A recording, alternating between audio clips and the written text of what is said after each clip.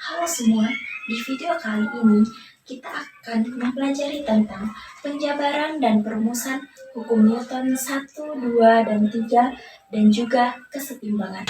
Seperti yang kita ketahui, bahwa hukum Newton itu pasti berkaitan erat dengan kehidupan kita sehari-hari. Hukum Newton juga memiliki rumus dari pengaruh-pengaruh dalam kehidupan kita sehari-hari. Nah, teori ini ditemukan oleh ilmuwan fisika terkenal bernama Sir Isaac Newton. Ketiga bagian hukum Newton yang ia temukan berkaitan dengan pengaruh gaya pada benda yang bergerak.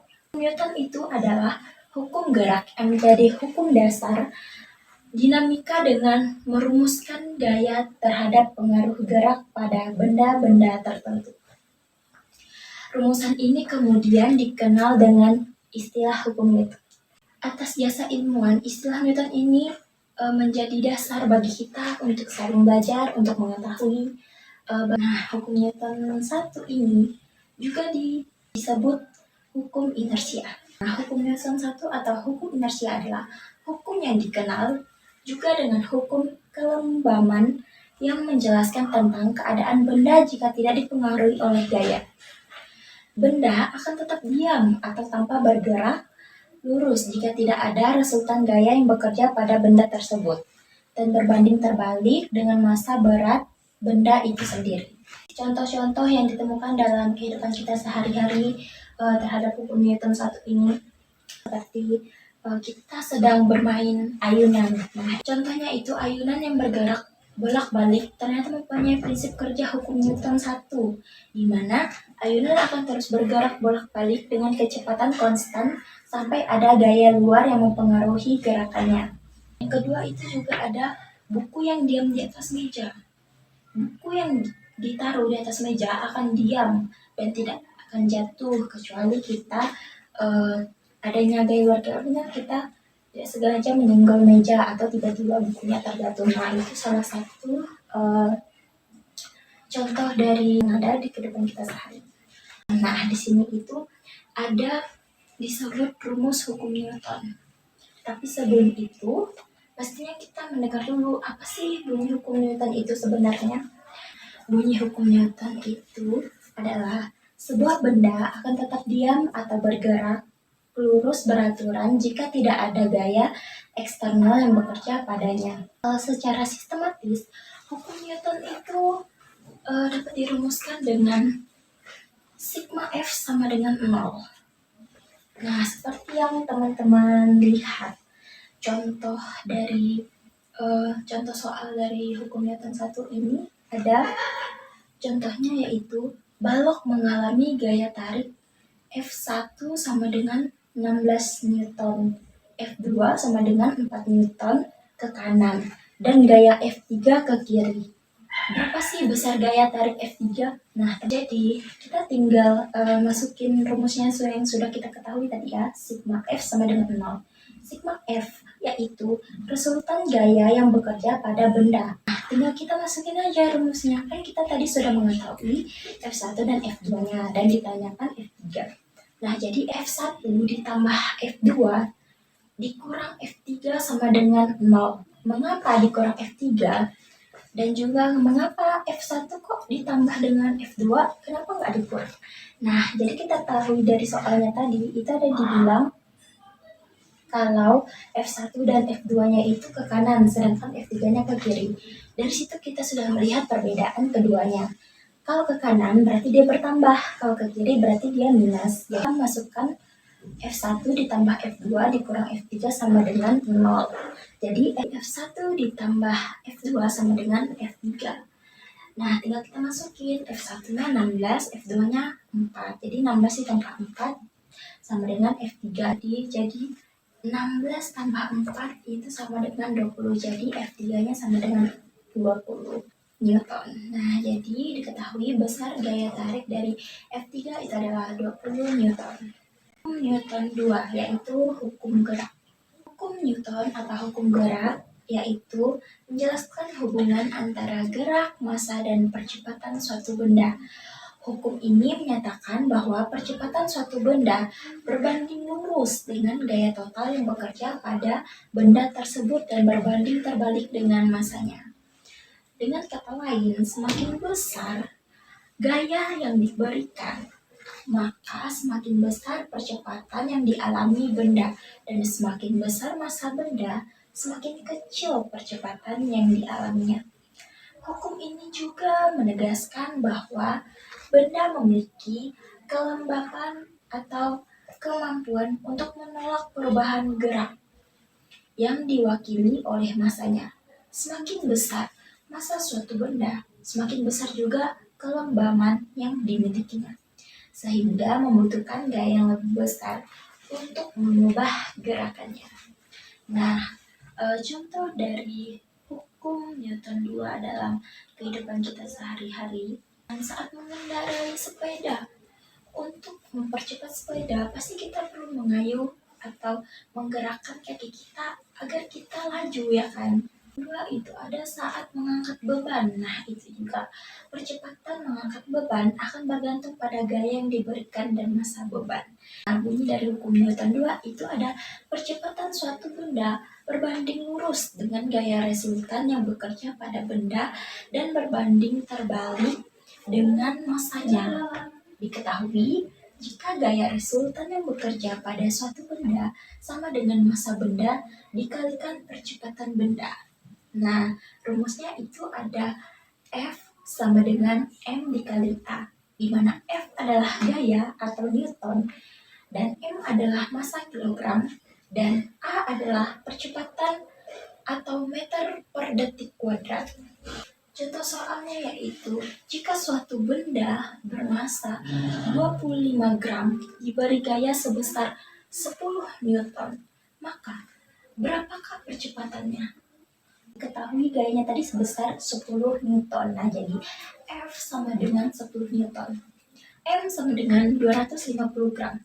Nah, untuk mengubah dari gram ke kilogram, yaitu dengan 250 dibagi dengan 1000, yaitu sama dengan 0,25 kilogram. Jadi ditanya itu ada A. Nah, tinggal kita masukin saja tadi rumusnya, di mana rumus hukum Newton 2 itu ada sigma F sama dengan M dikali A. Nah, kan dicari itu A. Jadi A sama dengan 10 dikali 100 per 0,25 dikali 100. A-nya itu sama dengan 10 dikali 100 itu sama dengan 1000 per 0,25 dikali 100 itu sama dengan 25. Jadi A sama dengan 1000 dibagi 25 jadi 40 meter per sekon kuadrat. Yang ketiga yaitu aksi dan reaksi. Aksi reaksi itu menyatakan bahwa untuk setiap gaya aksi yang diberikan pada suatu benda akan selalu ada gaya reaksi yang sama besar dan berlawanan arah. Artinya, jika suatu benda memberi gaya pada benda lain, benda yang menerima gaya tersebut akan memberikan gaya yang sama besarnya, tetapi berlawanan arah pada benda pertama. Nah, contohnya itu pada saat kita berenang, kita mendorong air ke belakang. Itu berupa aksi, dan air memberikan gaya reaksi yang mendorong kita ke depan. Saat kita mengayuh-ngayuh kaki itu kan memberi dorong kita agar kita bisa berenang dengan baik. Dua itu ada saat berjalan. Nah, kaki memberikan gaya aksi ke tanah, dan tanah memberi gaya reaksi yang mendorong kaki maju. Seperti kita berjalan, ya kan? Seperti ini kita berjalan. Nah, rumus hukum Newton 3 ini juga memiliki bunyi sama seperti 1 dan 2. Dari hukum Newton 3 itu ada, jika benda pertama memberi gaya pada benda kedua, maka benda kedua akan memberikan gaya pada benda pertama yang besarnya sama, tetapi arahnya berlawanan. Rumusnya itu ada N sama dengan M dikali G atau W sama dengan M dikali G. Di mana N itu merupakan gaya normal, W itu gaya berat, M itu massa benda atau kilogram, dan G itu percepatan gravitasi. Contoh soal dari hukum Newton 3 ini ada sebuah balok masanya 30 kg diletakkan di atas papan. Jika percepatan gravitasi 10 meter persegi kuadrat, berapa gaya normalnya? Nah, yang kita ketahui tadi seperti M itu masanya, di mana M sama dengan 30 kg. Dan G merupakan gravitasinya yaitu 10 meter per sekon kuadrat. Nah, yang ditanya itu M. Nah, jadi kita tinggal masukin M sama dengan M dikali G. M sama dengan 30 dan G sama dengan 10. Nah, jadi 30 dikali 10 sama dengan 300 Newton. Nah, kesetimbangan. Kesetimbangan itu dalam fisika adalah keadaan di mana tidak ada perubahan keadaan gerak atau energi internal suatu sistem seiring waktu. Dengan kata lain, benda dalam kesetimbangan tidak mengalami percepatan linier atau percepatan sudut. Nah, ini juga kesetimbangan itu rupanya dibagi menjadi 3 lagi, teman-teman. Yaitu yang pertama ada statis. Yang kedua, itu ada kesetimbangan dinamis. Rumus dari kesetimbangan ini ada sigma Fx sama dengan 0 serta sigma T sama dengan 0. Nah, sigma F sama dengan 0 atau resultan gaya sama dengan 0. Nah, sigma T sama dengan 0 di mana resultan momen gaya sama dengan 0 dapat kita temukan dalam kehidupan kita sehari-hari. Yang pertama itu ada kursi di lantai. Kursi yang diletakkan di lantai adalah contoh kesetimbangan secara statis, tidak bergerak.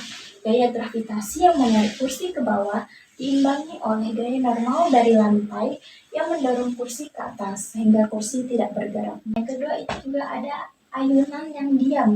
Ketika ayunan tidak bergerak, gaya gravitasi yang menarik ayunan ke bawah diimbangi oleh gaya tegangan tali yang juga bekerja ke atas sehingga ayunannya tetap diam. Contoh soal dari kesetimbangan ini yaitu di mana sebuah kotak dengan berat 50 Newton ditarik dengan gaya 30 Newton ke kanan.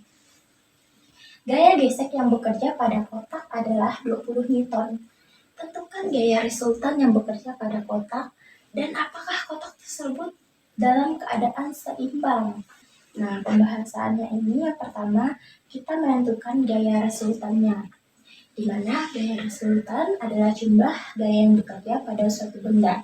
Gaya resultannya seperti yang kita ketahui tadi itu ada 30 Newton dikurang 20 Newton sama dengan 10 Newton ke kanan. Suatu benda dikatakan seimbang jika gaya resultannya 0. Karena gaya resultannya tadi 10 Newton bukan 0, maka benda tidak dalam keadaan seimbang. Nah, terima kasih teman-teman sudah menonton video saya. Mungkin masih banyak kurang kejelasan atau kata-kata yang tidak berkenan bagi teman-teman. Saya mohon maaf dan saya pamit undur diri dan sampai jumpa lagi. Bye-bye.